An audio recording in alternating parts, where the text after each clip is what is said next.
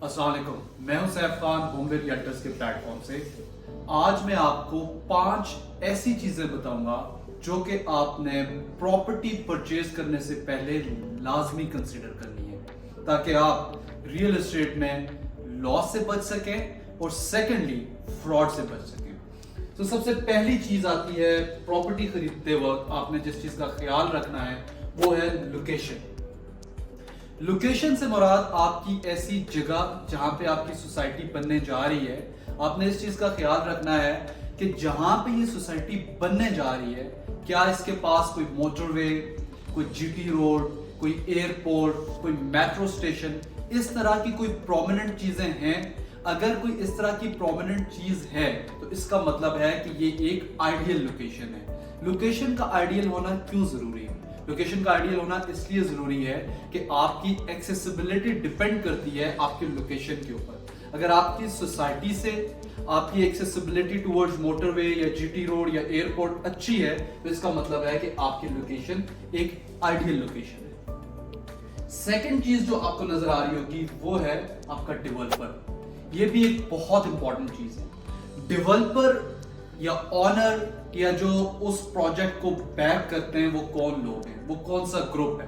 अब आपने कैसे देखना है कि ये डेवलपर एक साउंड डेवलपर है, एक अच्छा डेवलपर है? उसको देखने के 2-3 मेजर्स होते हैं। पहला कि क्या उस डेवलपर ने कोई पास्ट में कोई ऐसा प्रोजेक्ट, कोई ऐसी सोसाइटी या कोई ऐसी हाई राइज बिल्डिंग डेवलप की है, उसका ट्रैक रिकॉर्ड कैसा है। सेकेंडली, अगर उसने रियल एस्टेट में काम नहीं किया तो उसने क्या काम किया है, उसने कोई बिजनेस किया है, कोई लार्ज स्केल बिजनेस किया है, उसके साथ कौन कौन से ग्रुप्स अटैच हैं, उनकी क्रेडिबिलिटी कितनी है। तो अगर उनकी क्रेडिबिलिटी अच्छी है, उन्होंने अच्छा काम किया है, तो इसका मतलब है आपका डेवलपर बी पास है। तीसरी चीज आती है जो मोस्ट इंपॉर्टेंट है, वो है आपकी टाइम कमिटमेंट। आपने इस चीज का ख्याल रखना है कि जब आप किसी भी सोसाइटी में इन्वेस्टमेंट करने जा रहे हैं तो आपने देखना है कि आप कितने अरसे तक उस पैसे को बाउंड करना चाह रहे हैं। साल तक करेंगे, 2 साल तक करेंगे, 3 साल तक करेंगे।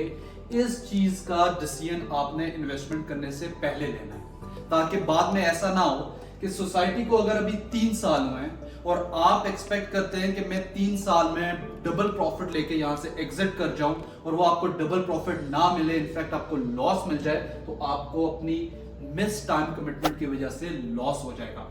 सो पहले आपको डिसाइड करना होता है कि मैं इस अगर प्रोजेक्ट में जा रहा हूं तो मैं 2 साल में यहां से एग्जिट करूंगा, 2.5 साल में करूंगा या 3 साल में करूंगा। फोर्थ चीज है लीगल स्टेटस। लीगल स्टेटस बहुत इंपॉर्टेंट है। इस्लामाबाद, रावलपिंडी, लाहौर, कराची, जहां पे भी सोसाइटीज हैं उनके लिए it's very important. Legal status का इंपॉर्टेंट होना क्यों जरूरी है कि भाई जो प्रोजेक्ट है, वो हाई राइज है या वो सोसाइटी है, उसकी लीगल बॉन्डिंग क्या है। क्या उसने किसी अथॉरिटी से, किसी रेगुलेटरी अथॉरिटी से अपना एनओसी, पीपी1, एलओपी पास करवाया या नहीं करवाया।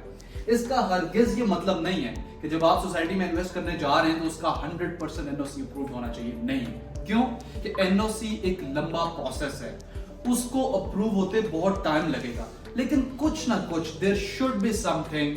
एलओपी होना चाहिए, पीपी1 होना चाहिए, कोई ना कोई डॉक्यूमेंट किसी ना किसी रेगुलेटरी अथॉरिटी को सबमिट होना चाहिए ताकि आपका लीगल स्टेटस इन प्रोसेस हो। Last thing and the most important thing आता है आपका रियल एस्टेट कंसल्टेंट। ये जो 4 चीजें मैंने आपको भी समझाई हैं, ये आपको कौन बताएगा? आपको सर्च करने के लिए इसमें पूरा महीना लग जाएगा, लेकिन एक रियल एस्टेट कंसल्टेंट को विद इन 5 मिनट्स इस चीज का पता होगा कि ये चीजें सब किस प्रोजेक्ट में है और किस प्रोजेक्ट में नहीं है। सो जब अगर आप किसी अच्छी जगह प्रॉपर्टी खरीदना चाहते हैं तो अच्छे रियल एस्टेट कंसल्टेंट को चूज करें, कंसिडर करें, उससे मशवरा लें ताकि वो आपको एक अच्छा मशवरा दे और ये सारी 4 चीजें उनको ऑलरेडी पता होती है ताकि आपका पैसा कहीं सही जगह पर लगे और आप एक अच्छा प्रॉफिट कमा सके। सो अगर आप इस्लामाबाद, रावलपिंडी या किसी भी सिटी के अंदर इन्वेस्टमेंट करना चाहते हैं तो स्क्रीन पर दिए गए नंबर के ऊपर कांटेक्ट करें, हमारी टीम के साथ अपना बजट शेयर करें और अपनी सरमायाकारी को महफूज करें।